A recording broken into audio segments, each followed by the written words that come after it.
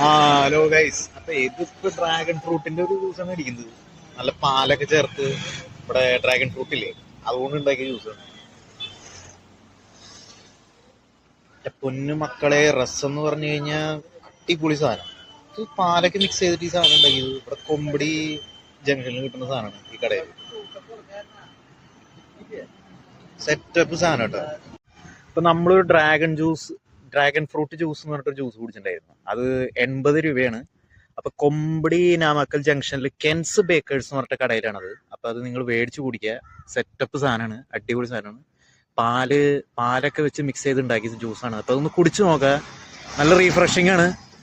നമ്മുടെ spot Ken's baker's, കൊമ്പടി Namakkal ജംഗ്ഷനിൽ പോയാൽ ഈ സാധനം കിട്ടും. 80 രൂപ ഡ്രാഗൺ ഫ്രൂട്ട് ജ്യൂസ്. അപ്പോൾ ഈ വീഡിയോ മാക്സിമം എല്ലാവർക്കും ഷെയർ ചെയ്യാം.